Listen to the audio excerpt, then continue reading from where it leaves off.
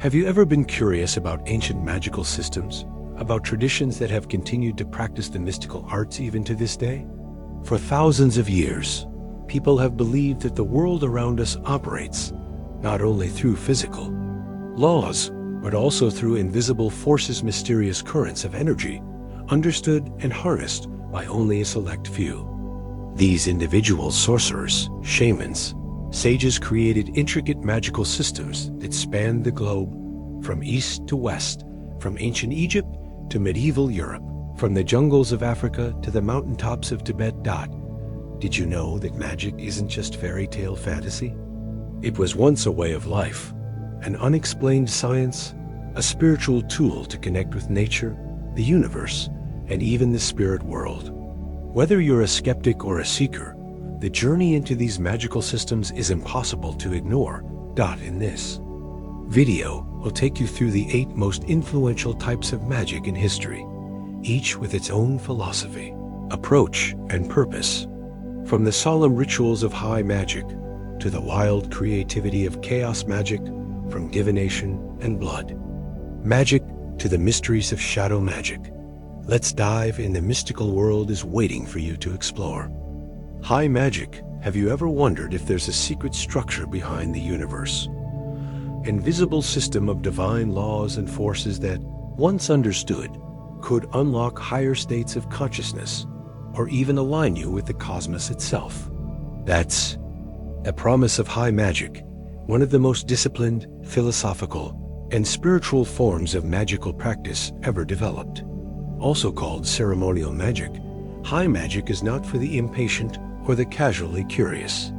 Unlike folk magic, which is typically grounded in practicality and day-to-day needs, such as protection, love, or prosperity, high magic is about spiritual ascent. It's the magician's path to what mystics call the great work, the long, often arduous process of refining the self, mastering the mind, and awakening the soul to its divine nature. At the heart of high magic are complex rituals, sometimes lasting hours, even days, carried out with strict precision and symbolism. Practitioners don robes embroidered with occult symbols.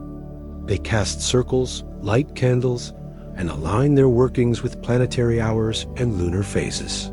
Every movement is deliberate. Every tool, wands, swords, pentacles, chalices, serves a symbolic function, representing elements, will, thought, emotion, or the material world. It's a performance, yes, but not for show, for the universe itself. High magic draws heavily from ancient and esoteric traditions, including Hermeticism, Kabbalah, alchemy, and Neoplatonism. Its practitioners study grimoires, memorize invocations, and visualize sacred geometries. They're not just casting spells, they're exploring the architecture of creation itself. They work with divine names, angelic languages, and cosmic hierarchies, attempting to map the metaphysical realms like one might chart constellations in the night sky. Notable systems within high magic include the Enochian magic developed by John Dee and Edward Kelly, which claimed to receive angelic communications in a complex, otherworldly language. There's also the Golden Dawn, a 19th century magical order whose elaborate initiation rituals and structured approach deeply influenced modern occultism. The Tree of Life from Kabbalistic teachings plays a central role, acting as a roadmap for the soul's journey from mundane reality to divine unity. What makes high magic so powerful is not its results, but its process. It's not a quick fix, it's a path of inner alchemy. The true magic happens not just in the outer world, but in the transformation of the practitioner. In a way, it's less about bending reality and more about becoming someone for whom reality bends naturally. For those called to this path, high magic isn't just a practice, it's a sacred responsibility. Chaos magic. If high magic is like classical music, structured, precise, refined, then chaos magic is punk rock, raw, unpredictable, and rebellious. Born in the late 20th century, chaos magic ripped up the rule books of traditional occultism and asked a bold question. What if belief itself is the magic? And from that radical idea, a whole new magical philosophy was born. Chaos magic doesn't require robes, Latin chants, or a lineage of sacred texts. In fact, it actively resists dogma. Where most magical systems rely on time-tested correspondences and rituals passed down through generations, chaos magicians invent their own symbols, create personal rituals, and freely mix spiritual traditions. A practitioner might blend Norse runes with Catholic saints, anime characters, or even memes. If it works, it works. That's the chaos magician's motto. At the heart of chaos magic lies the concept that belief is a tool, not a truth. You can believe something for as long as it serves your magical intent, and discard it once it doesn't. This allows chaos magicians to slip between paradigms like spiritual shapeshifters. The result? A form of magic that's deeply personal, experimental, and often surprisingly effective. The focus is on results, not tradition. One of the most famous techniques in chaos magic is sigil magic. The practitioner creates a sigil based on a desire or intention. This symbol is then charged through intense focus, emotion, or even sexual energy, and then forgotten. The forgetting is key. By removing the conscious attachment, the intent is passed into the subconscious, where it can bypass resistance and influence reality. Chaos magicians also experiment with identity. Some take on different personas, archetypes, god spirits, to access new states of consciousness. Others use humor, absurdity, and contradiction to shock the mind into breaking its rigid patterns. This technique, called psychological destabilization, isn't just edgy, it's transformative. By shaking up the ego, chaos magic opens the door to deep personal change. Philosophically, chaos magic borrows from postmodernism, quantum theory, and psychology as much as it does from occult history.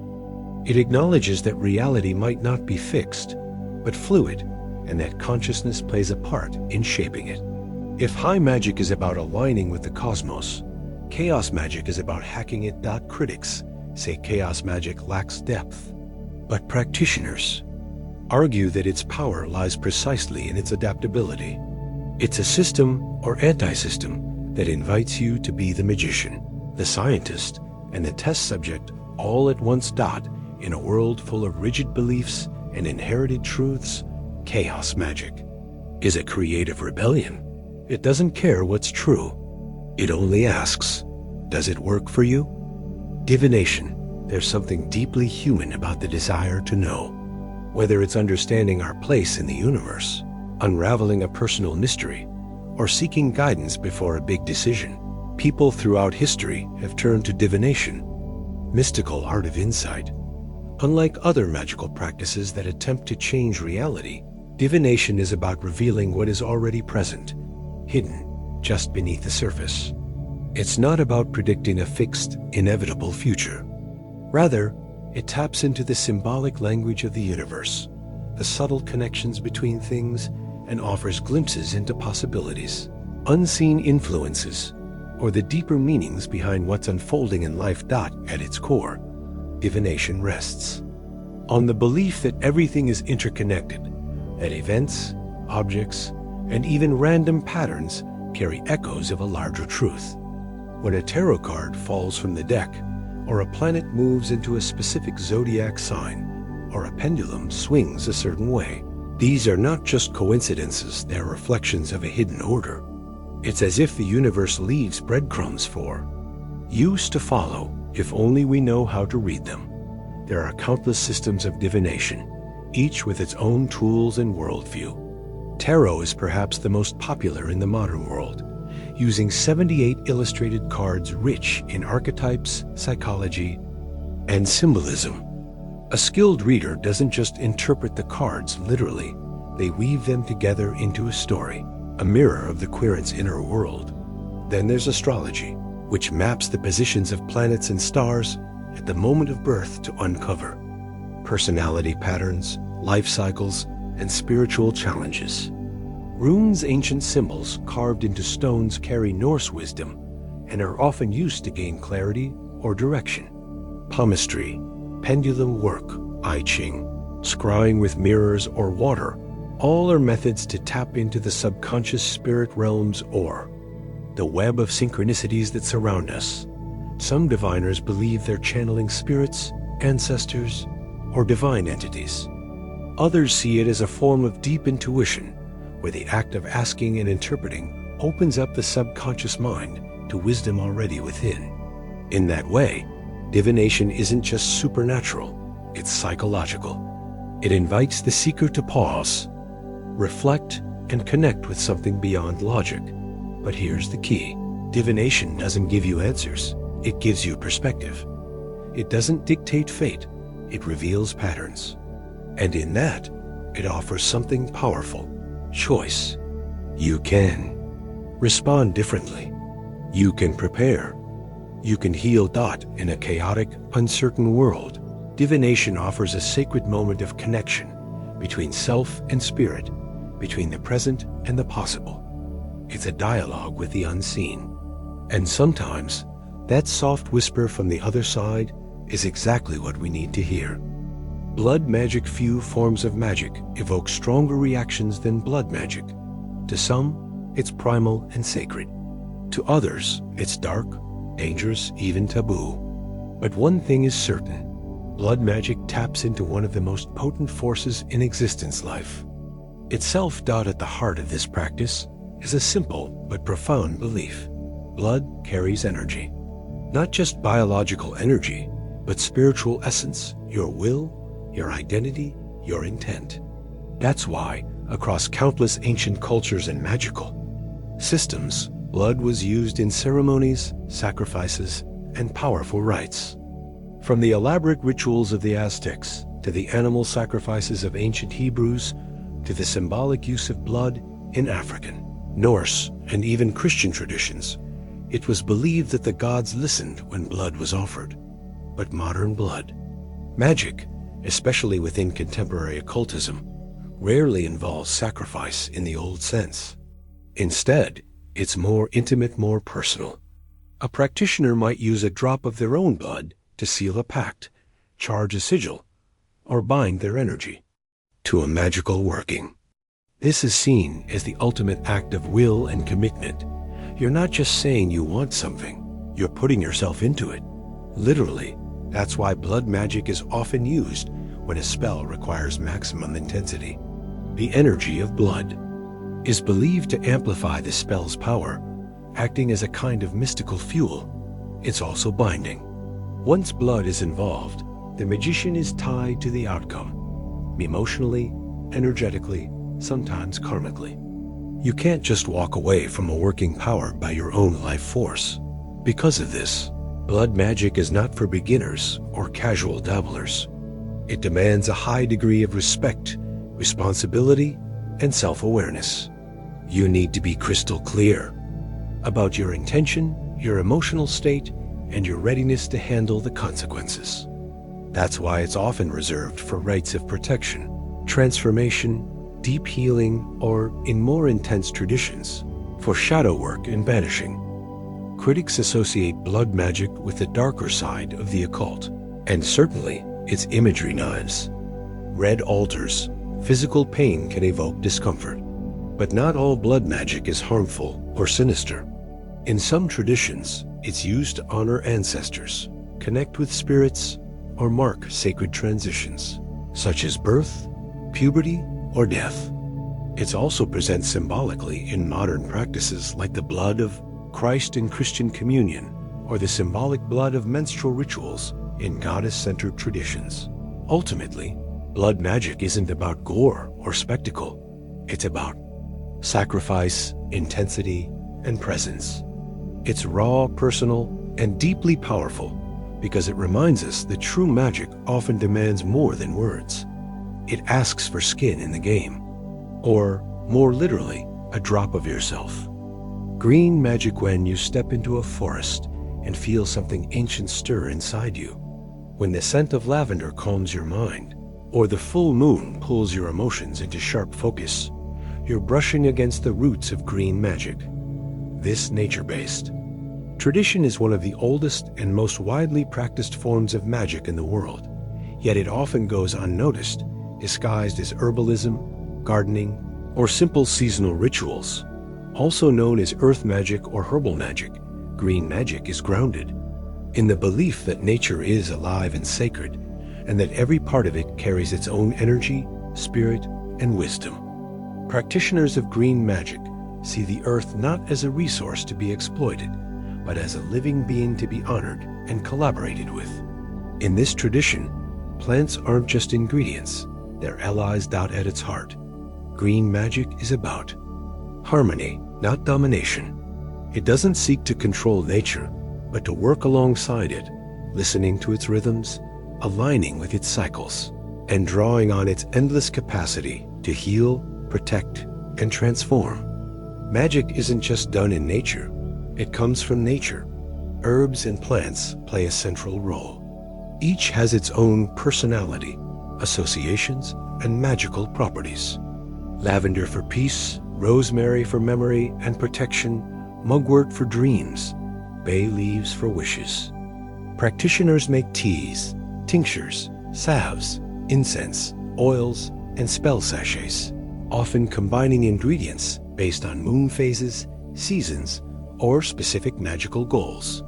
It's common for green witches to maintain a personal garden or harvest from the wild, always with respect, intention, and an offering of thanks. But green magic is more than just herbalism. It involves moon magic, working with the elements, connecting to animal spirits, and observing the wheel of the year, a cycle of seasonal festivals like the solstices, equinoxes, and cross-quarter days. These holidays Imbolc, Beltane, Lughnasadh, Samhain, and more mark the changing energies of the earth and invite reflection, gratitude, and ritual. This kind of magic is deeply nurturing, but also profoundly empowering. It's used for healing emotional, physical, and spiritual, as well as for grounding, abundance, love, fertility, and protection. And perhaps most importantly, green magic encourages a mindful lifestyle, one that values sustainability, connection, and inner peace. In a modern world increasingly disconnected from the natural world, green magic offers a reunion.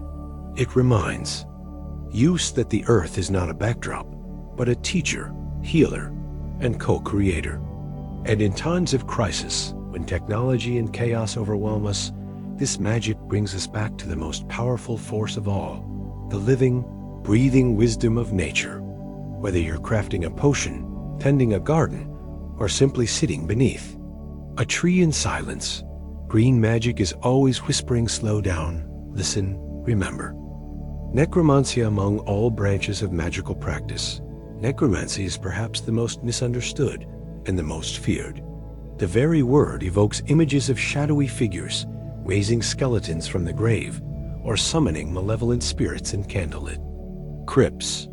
But strip away the Hollywood horror and medieval paranoia, and you'll discover that necromancy is much older, deeper, and more sacred than you might expect. At its core, necromancy is not about death, it's about connection.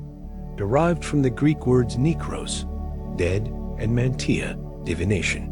Necromancy literally means divination by the dead. In its most traditional form, it's the practice of communicating with spirits, especially the deceased, to gain hidden knowledge, insight, or guidance. It's not about control or domination, but about listening, honoring, and sometimes negotiating with those who've passed beyond the veil. In ancient cultures, necromancers weren't necessarily seen as sinister figures. In Mesopotamia, Greece, Rome, and indigenous societies across the world, the dead were considered wise and powerful. Ancestors were venerated, consulted, and even relied upon to protect families and pass on sacred knowledge. In this context, necromancy was spiritual, not morbid. Rituals might include visiting grave sites, using personal items of the deceased, entering trance states, or performing ceremonial offerings to invite a spirit's presence. Of course, necromancy evolved. In the Middle Ages, fueled by fear and religious dogma, necromancers were branded as heretics or witches. The practice became entangled with demonology, forbidden pacts, and grimoires filled with arcane symbols and rituals designed to command or banish spirits. This darker association carried into the Renaissance and beyond, casting a long shadow over the true intentions behind necromantic work. But modern necromancy is not about horror or manipulation. In today's occult circles, it often takes a gentler, more respectful form. Ancestor veneration, mediumship, spirit communication, and death work. Practitioners may light candles on ancestral altars, use divination tools to speak with spirits, or enter meditative states to receive messages from the beyond. Some incorporate elements of psychopomp work guiding souls between realms or seek to bring healing to spirits in unrest. Ritual tools vary: mirrors for scrying, bones or grave dirt as spirit links, offerings like bread, wine, or incense. In more traditional systems, blood, sacred chants, or specific planetary hours are used to open the veil between worlds. The practitioner always operates with a mix of reverence, caution, and clarity, because when you work with the dead, you're dealing with beings who were once alive, who carry stories, emotions, and unresolved energies. Necromancy isn't just about death, it's about what lies beyond. It asks us to face mortality, honor the lives that came before us, and listen to voices we often try to forget. Done with integrity, it becomes a sacred bridge not into darkness, but into understanding. Because sometimes the deepest wisdom comes from those who've already walked the path we fear the most. Shadow magic, not all magic is light and bright. Some of the most transformative power lies in the dark, not the evil kind of darkness, but the kind we keep hidden inside ourselves. That's where shadow magic lives. This mystical practice invites us to stop running from our fears, shamas, desires, and traumas, and instead turn and face them. To look into the mirror, not just at what we like, but at what we deny. Shadow magic is not about destruction. It's about integration. And that makes it one of the most profound paths in all of the occult. Rooted deeply in psychological and spiritual traditions, shadow magic draws heavily from Carl Jung's concept of the shadow self, the unconscious part of us that holds everything we suppress or reject. This could be childhood wounds, cultural conditioning, hidden talents, dark thoughts, or emotions we don't want to admit we feel. Most people go their whole lives projecting these shadows onto others, or being unconsciously controlled by them. Shadow magicians, however, choose to meet these parts head-on and alchemize them into power. The work is not easy.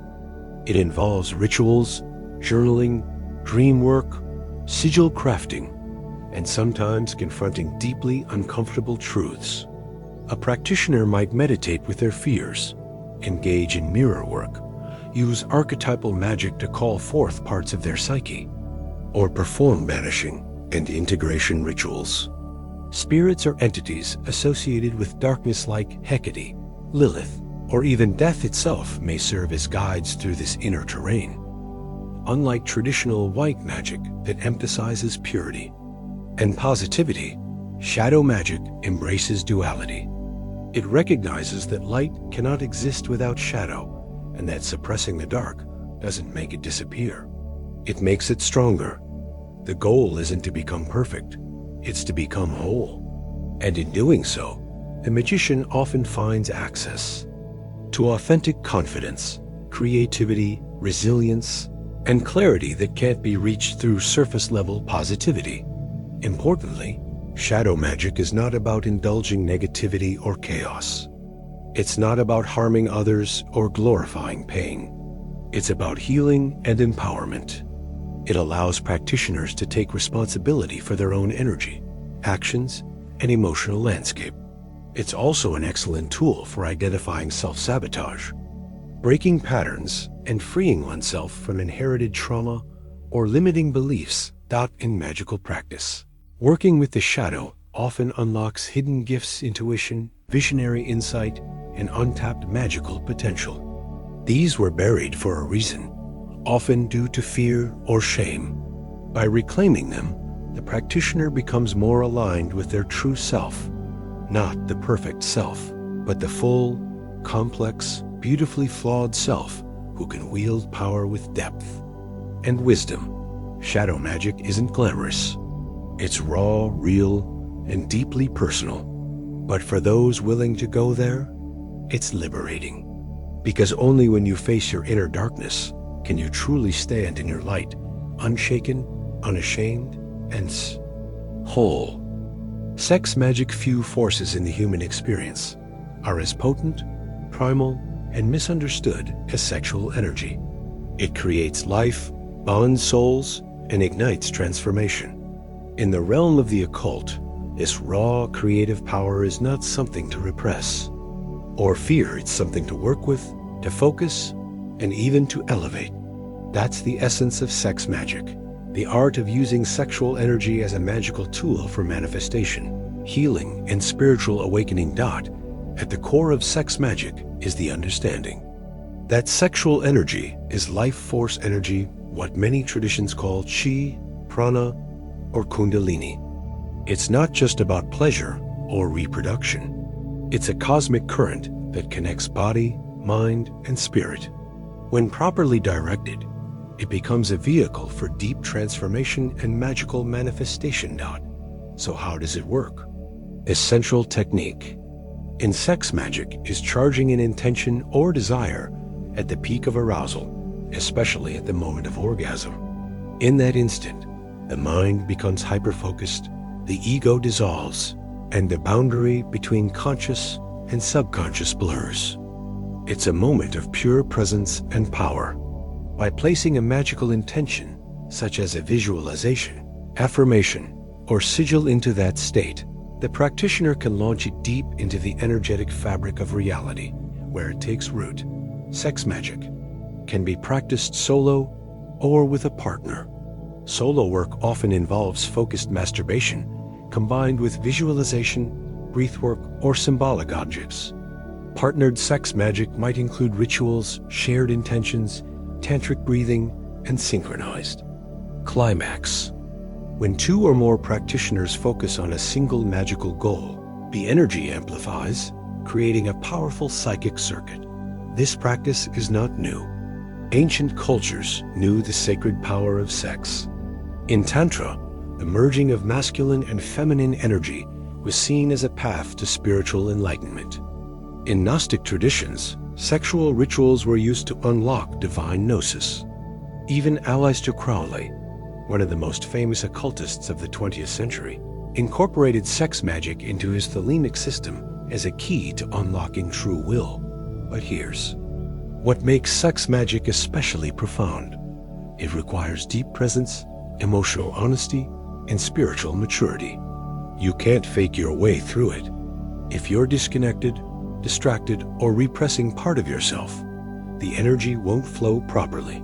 That's why sex magic is often paired with inner work, shadow integration, emotional healing, and self-love. It's not just about external results. It's about transforming the practitioner. Sex magic isn't about promiscuity, control, or taboo. It's not about objectifying others or chasing power for ego's sake. Done ethically and intentionally, it's about union with yourself, with a partner, with the divine. It's a celebration of life in its most intense and sacred form.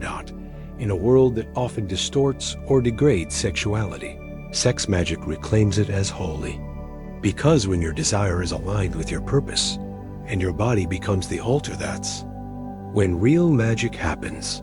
What did you think about today's video? Feel free to share your thoughts and experiences in the comments below. Thank you for watching. If this video opened your mind or helped you see reality in a new light, don't forget to like and subscribe to Top Hidden Knowledge so you never miss our next deep dive into mystery, perception, and the hidden workings of our universe. And if you have time, explore more videos on our channel. We're just getting started.